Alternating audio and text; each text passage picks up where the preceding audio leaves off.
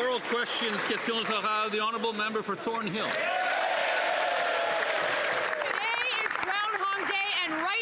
The government is back with the same recycled ideas on grocery prices. They promised a grocery rebate years ago, and food bank lines got longer. They spent years talking about affordability, and prices kept climbing. They promised action, but after all of that bluster, groceries will cost a family of four more than $1,000 extra this year compared to last. Wow. And now they're back at it again, offering the same inflationary plan, $10 a week off of a $300 grocery bill, and that's not even for everybody. So why are Canadians supposed to believe them this time?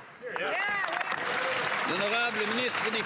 Honourable Minister of Finance. It might be that my colleague was more concerned about their own future, but on this side of the House, we were concerned about the future of Canadians. That's right.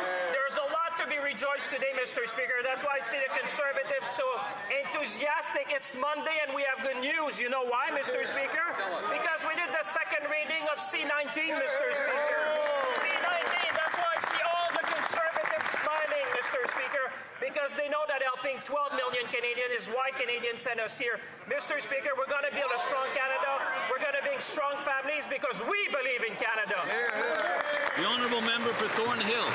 I don't think he's grasped the irony of today. In 2023, that same finance minister promised that he would, quote, bring price stability to Canadians. He summoned the grocery CEOs to Ottawa. He promised competition. He promised affordability. And then he delivered 2 more years of whatever that was. Now in Canada, we have the highest food inflation in the G7, and over 2 million people are lined up at a food bank every single month. The groundhog saw his shadow today. Will the finance minister finally see his, or will Canadians get the same Trudeau policies that we had for 10 years? The Honourable Minister of Finance. I'm so happy to see that some Conservatives are actually reading what we're saying, Mr. Speaker, and listening. I think they should listen to Canadians because that would help them, perhaps, Mr. Speaker. 12 million Canadians are going to be benefiting for our measure, Mr. Speaker.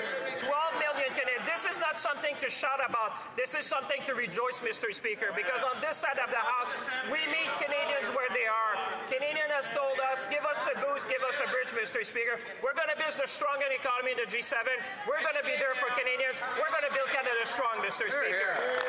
Honourable member for Foothills.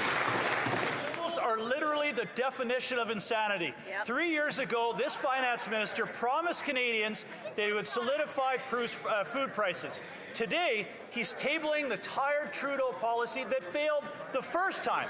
The only results of Liberal policy is Canada has the highest food inflation in the G7, twice that of the United States, and Canadian families are paying more than almost $18,000 a year just on food.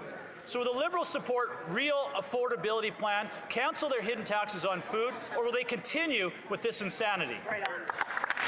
The Honourable Minister of Jobs and Families. Mr. Speaker, the Daily Bread Food Bank, the CEO of Food Banks Canada, Food, Health and Consumer Products of Canada, and Roots Community Food Centre in my own riding, Mr. Speaker. These are all food centres that have praised the work of the government and the new Groceries and Essentials Benefit that many are saying will provide relief exactly when people need it. And you know what, Mr. Speaker, across the aisle, these Conservatives talk and talk and talk, but do they ever support a good idea? No. They have no idea what to do. All they know how to do is oppose and deny the help their own constituents want and need. Wow.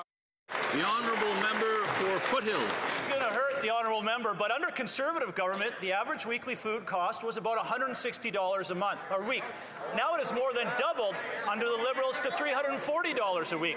The facts are that the Liberal policies are driving up food prices to Canadians. The fact are 2.2 million Canadians are using a food bank every single month. And the reasons for the food prices aren't a secret. It's an industrial carbon tax, a fuel standards tax, driving up the costs on food, fuel, fertilizer, and farm equipment. So again, will the Liberals support a real food affordability plan, a Conservative plan, or will they continue to drive up food prices? The Honourable Minister. Mr. Speaker, here we go again, talking about imaginary taxes. prices instead of the real things that help Canadian families.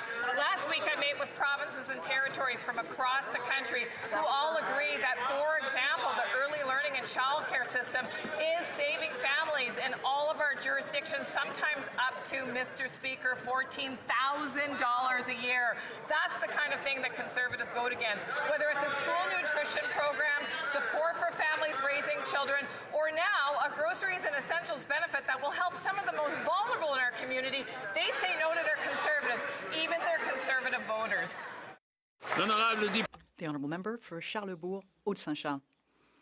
Mr. Speaker, Canada now leads the G7 in food inflation. In 2023, the Minister of Industry, however, stated that the Liberal government had obtained a commitment from major grocery chains in Canada to stabilize and lower prices. Then in September 2023, the same minister threatened to use all means at the government's disposal to force them to lower grocery prices.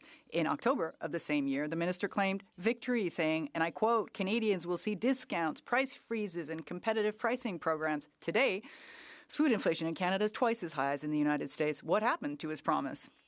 The Honourable Minister of Finance. Mr. Speaker, I'm pleased to see that my honourable friend is able to list all of the measures we are putting forward to help Canadians. In fact, 12 million Canadians, Mr. Speaker, will benefit, and I can see it in his smile today. He's pleased because it's his second reading has begun. He can go into his riding and say, thanks to the Liberal government, we are standing up for Canadians, Mr. Speaker. And I see his colleagues, they're all getting ready. You know, I'll invite him, and I think there are more bits of great news. I'll invite him to ask another question because there's more great news. It's Monday. The Honourable Member for Charlebourg, Haute-Saint-Charles. Mr. Speaker, we've already mentioned that we will not be against giving $10 off coupons to Canadians a week, but the same minister at Industry 2 years ago said that the Federal Financial Consumer Agency would actually be monitoring price reductions at major grocery chains. But what we're seeing is that food costs have gone twice as high. What does he have to say about that? The Honourable Minister of Finance. I get the sense that they want more great news, Mr. Speaker. $500 million for the Strategic Response Fund for structural measures in Quebec, in Canada. Additional funding for food banks, national strategy for food security, standardization of labeling. Not only are we acting on one-time basis to support Canadian families now, we're also making food security at the heart of the government's business. I'd invite all members of this House to vote in favour of the bill.